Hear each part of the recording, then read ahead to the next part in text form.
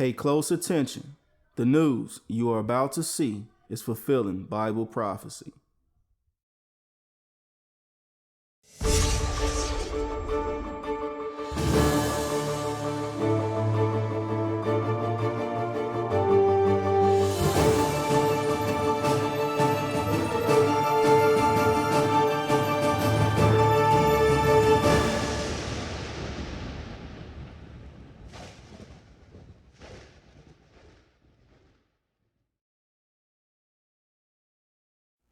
Welcome to another edition of YPN News, bringing you the news that relates to Bible prophecy and foretold by Yeshua Hawkins. Well, dominating our news today, the nasty bugs that most people probably aren't aware of that are found in our local supermarkets. We'll have those details, as well as the U.S. and Iran sanctions, the U.S. and China trade wars, and Russia's move to, as we mentioned before, ditch the U.S. dollar.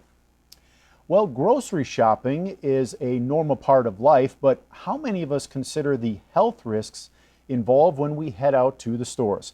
A trip to the market could make someone in your family sick, depending upon what you, your kids, or even your food come in contact with. That's right. Health experts are warning whenever someone touches shopping cart handles, they are picking up and or leaving behind germs. Here's a few examples. A toddler is sitting in the cart eating a piece of candy, licks his sticky fingers, and then touches the cart handle. Or worse yet, he has a dirty diaper which can leave E. coli bacteria behind. Or you put your meat in the car seats. That can transfer also salmonella bacteria.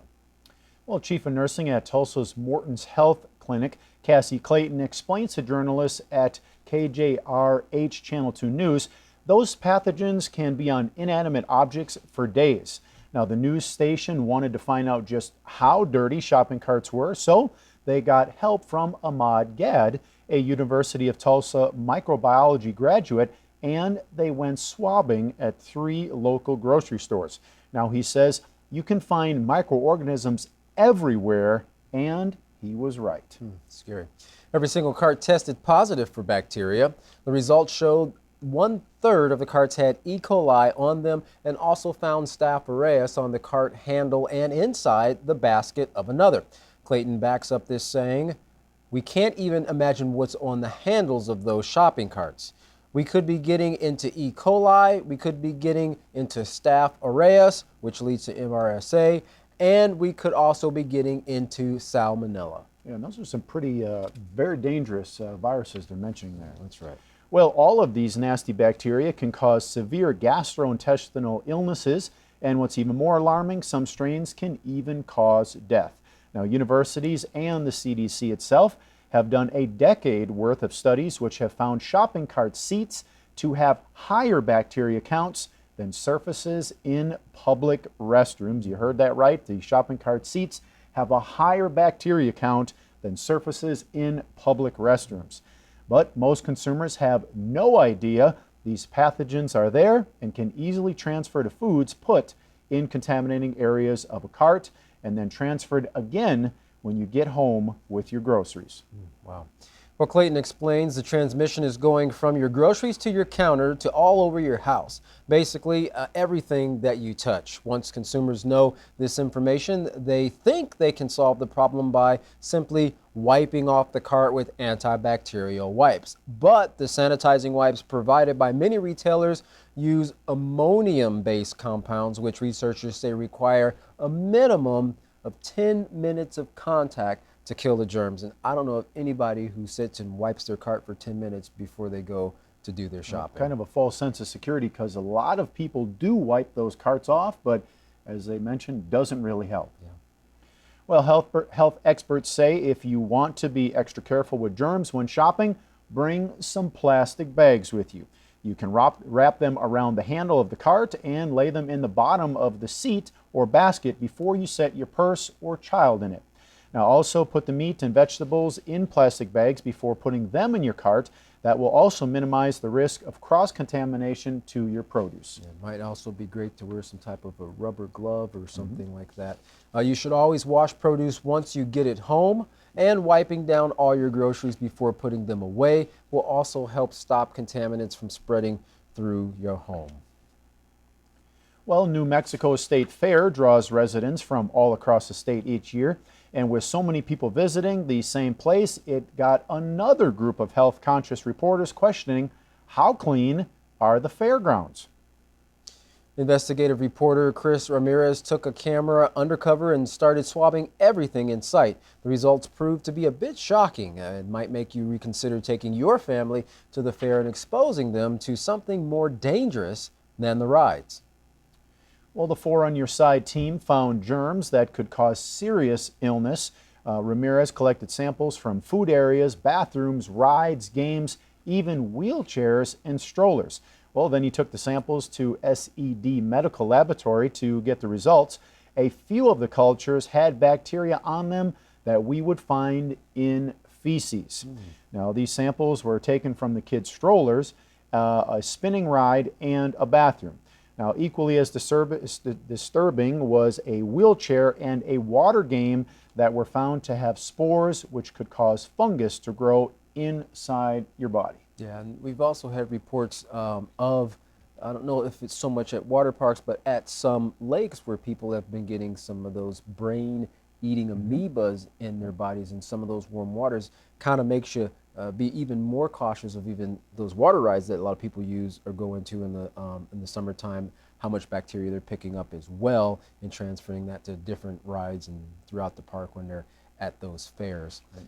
Well, another special series called Secret Filth Exposed by the Today Show corroborated these nasty findings and cautioned people to beware of on your next shopping trip to the local supermarket.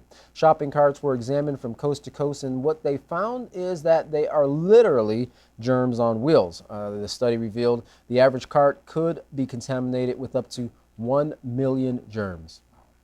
Well, that being said, they are one of the germiest things you or your children will ever touch. Now, one consumer commented, especially during cold and flu season, we would be at the store, and then 2 days later, we'd be in the pediatrician's office because someone had a virus or something. Well, so where can most of these germs be found? As we mentioned, mainly on the handle and the basket seat where many of us put our produce and the diaper-aged children. Chuck Gerber, aka Dr. Germ, is a leading expert on germs found in public places. He said they could be vectors for influenza, staph, MRSA viruses. You'd find these on common surfaces that people touch a lot. It's really amazing to us that you can come across more fecal bacteria on a shopping cart than in most public restrooms. Well, all of the shopping cart samples were sent to Dr. Gerber's lab at the University of Arizona for testing. Now, the samples exposed some highly dangerous bugs, including E. coli, which was on approximately 40 to 90% of the shopping carts. Now, all the samples contained chloroform bacteria, which indicates the presence of fecal matter. And that E. coli, which is very nasty, it can cause some very severe intestinal infections, bad cramps, diarrhea, and it's especially harmful if young children come down with that or contract that bacteria. Yeah, I don't think a lot of people take into consideration that when they do get some type of severe intestinal virus or distress, that it more than likely is coming from the ingestion of bacteria that's found also in fecal matter. And they're probably definitely not thinking it came from the shopping cart that they used to go out and get their food. That's right. Pretty disturbing.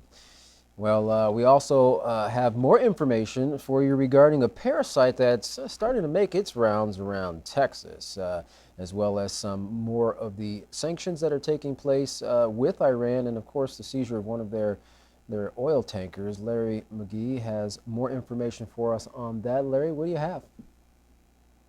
The residents in East Texas are also feeling the sting of the micro world since the arrival of a parasite which has newly come up on the region's produce. Dr. Richard Wallace, a physician specializing in infectious disease, pinpoints inadequate water for sanitizing produce as one cause. The parasite in question is known as Cyclosporidium. Experts say that when a person is infected with the infection, if they are not careful to wash their hands after using the restroom, then the filth can spread to anything the host touches, including the produce produce in stores. Once on food, if the microbe then has the opportunity to incubate, it becomes infectious, and a person can become sick by consuming any food in or on which the parasite dwells. So that there is no doubt or questions for cyclospora victims as to what was the cause of the illness, officials point out that the parasite comes in the form of human feces. Respect and value for all human life these days is in short supply, as can be seen from the disparity in treatment between those who have and those who have very little. Analysts are holding up as a prime example the reemergence of hookworm infestation among the poor in the U.S.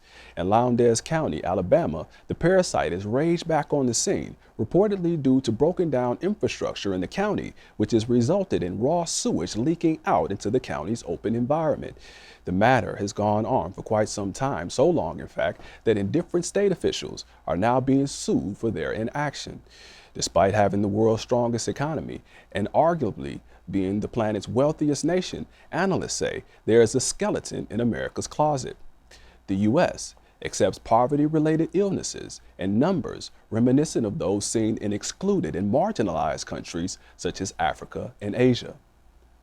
The marginalization of Iran has been a topic of discussion for years, with more recent talk accusing the Persian power of plotting nuclear extortion. The latest proposition offered to Tehran by the French will more than likely be labeled as a case in point, where France is offering Iran a $15 billion oil credit line for its recommitment to the nuclear deal on the condition that the U.S. agrees. All of this comes as the expiration date and deadline of the nuclear deal closes in fast. President Rouhani is set to scale back Iran's commitment under the nuclear deal and announce a third step to be taken by Tehran, which is suspected to be a huge push forward in Iran's nuclear program. Iran has reportedly expressed interest in the French deal, especially since it would offer relief with regard to oil sanctions, but they are doubtful that the current president will okay the action. Israel is not okay with the actions of Iran and what it alleges are efforts by the embattled nation to arm Hezbollah mercenaries with missile production capabilities. Israel has reportedly been conducting an extensive bombing campaign throughout the region, which analysts are classifying as a sign of renewed and heightened hostility between the two. After a series of targeted executions of various key players, which Israel believed to have been involved in advancing the missile program, Prime Minister Benjamin Netanyahu announced in a televised address that Israel will not sit idly by and allow its enemies to develop deadly weapons. The Prime Minister punctuated his speech by warning Israel's enemies to be careful. Iran itself is now having to take much greater care in transporting its oil due to intensified efforts on behalf of the U.S. to severely curtail, if not altogether halt, the nation's oil exports. Many of America's allies are backing them in the action, but there are also quite a few who are not. An Iranian oil tanker recently headed towards Turkey seemed to have put Ankara among those few, but in response to questions concerning the tanker, Turkey's official response was that the oil vessel was headed for Beirut. Lebanon denied those claims, and the Iranian sailors later input coordinates for a location other than Turkey into its system, but analysts have been quick to point out that mariners have the option of inputting any intended location into their systems, but that doesn't necessarily mean that that is their intended stopping place or port of call. Turkey's prime minister has come forward to officially reassert that Ankara has stopped purchasing Iranian oil now that its waiver to do so has expired. So the issue of where the vessel is headed is still a matter of controversy. But analysts report that one thing is certain. Whatever place the vessel ultimately docks can expect to be hit very quickly with U.S. sanctions. For YPN News, I'm Larry McGee. Katan Jeff, back to you. Looks like, Katan, no one wants to admit where that oil tanker is going in fear of being sanctioned by the U.S. That's right. Well, as we've reported before, the U.S. has placed numerous sanctions on Iran with the hopes of bringing Iran in agreement with U.S. policies. Well, now a $15 million reward to target terrorism is now being dangled in front of others as a way to get people to report on what the U.S. calls an illegal scheme to sell Iranian oil on the open market. Now, the U.S. says those of the Iran Revolutionary Guards Corps, Quds Force, or IRGC are the ones behind it. Brian Hook U.S. Special Representative for Iran said that the network has moved dozens of tankers to export millions of barrels of oil to sell mostly to Syria, which both the oil and money from its sale is used to fund terrorism. So what's Iran's reaction to the moves by the U.S.? Iran's Foreign Minister Javad Zarif said in a tweet, "Having failed at piracy, the U.S. resorts to outright blackmail. Deliver us Iran's oil and receive several $million or be sanctioned yourself," he said. Well, the economic hardships don't stop there. The U.S.-China trade war. Chinese consumers are feeling the weight of the sanctions at the markets. Cherries, for instance, is just one item seeing prices soar. Now, 1 kilo of cherries, or about 2.2 pounds, costs $25 in China. And after the new tariffs go into effect, that price is going to go up 50 to 60% more. And vendors are looking for cheaper alternatives. Now, more vendors are looking to homegrown produce, which actually is probably healthier for them anyways. It's grown in their area, to put in place of the produce from the United States. Now, over $75 billion worth of produce from the U.S. Is affected by tariffs. We'll see these price increases of at least 5 to 10%, or as you mentioned with the cherries, quite a bit more. That's right. China will also put a 25% tariff on U.S. cars in December. Now, these hikes are in response to the Trump administration's tariffs on over $300 billion in goods from China to take effect in September and December of this year. Analysts say that President Trump has been a confusing and unreliable negotiating partner. China's Commerce Ministry says it doesn't want to escalate tensions and is open to more talks with the U.S., but also China isn't taking this lightly. They are making changes in their financial markets to make sure that its economy is less vulnerable to any new moves by the U.S. to weaken the country. Well, U.S. Secretary of Energy Rick Perry spoke regarding a commitment between the U.S., Poland, and Ukraine regarding natural gas and the move to further push Russia out of the picture. Let's take a look at this video. Today, the United States and Poland and Ukraine are signing a memorandum of cooperation signifying our common commitment to a secure natural gas supply for this region. We're helping Poland to reduce its dependence on Russian gas, as the minister said, and support Poland's aspirations on becoming a natural gas hub that exports LNG to its neighbors. Through Poland, the same LNG can help another ally, and that's Ukraine. Help Ukraine counter the threat of supply reductions of Russian gas.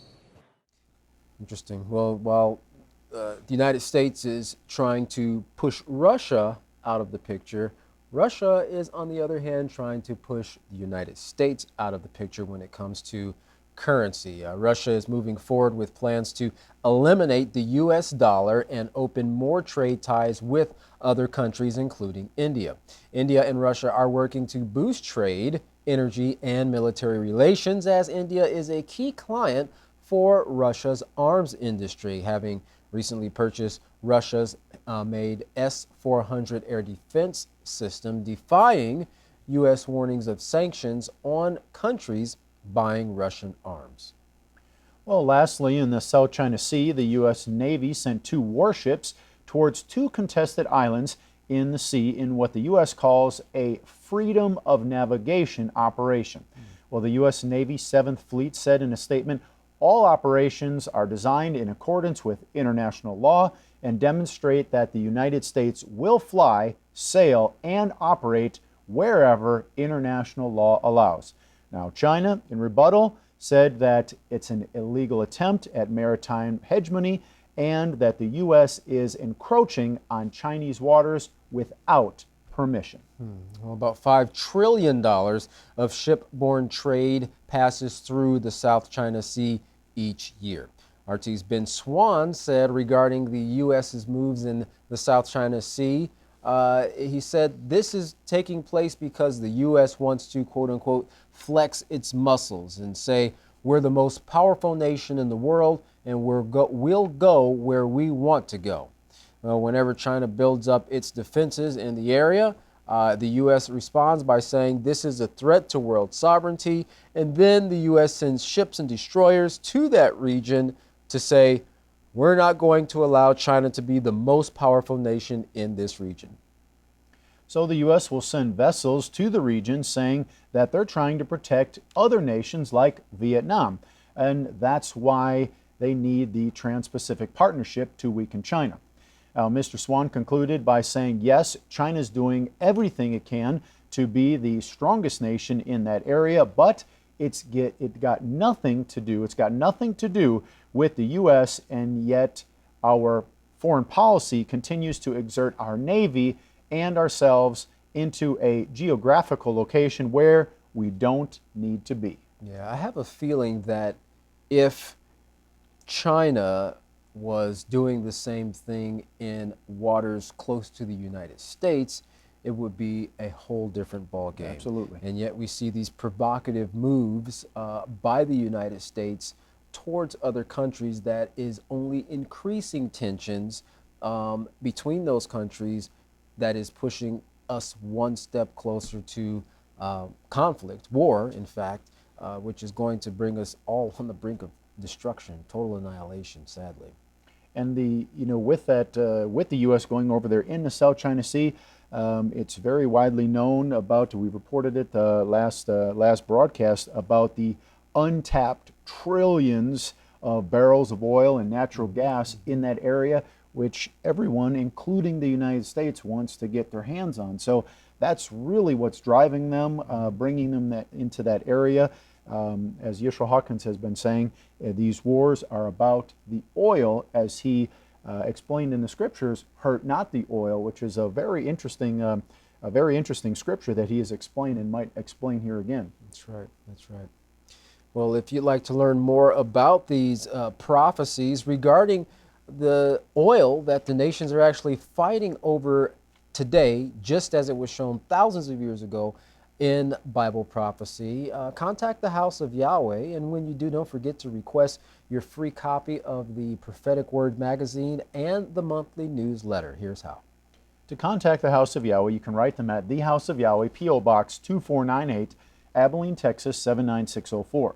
You can call them at 1-800-613-9494. Visit them on any of their websites by going to yahweh.com, yeshuahawkins.com, yahwehsbranch.com. You can also visit us by going to ypnnews.com. If you would like to email the House of Yahweh, you can email at info@yahweh.com. Any international calls, you can call the number that is on your screen now. And again, don't forget to check out the Yisrael Says program by going to yisraelsays.com and the Ask Yisrael program by going to askyisrael.com. You will be guaranteed to answer the questions there that nobody else can. Check out those sites. Well, don't go anywhere, because up next is Yisrael Hawkins, who brings forth the true oil that brings enlightenment to your heart and mind. For all of us here at YPN News, I'm Katan Alexander. And I'm Jeffrey Heimerman. Thank you for watching.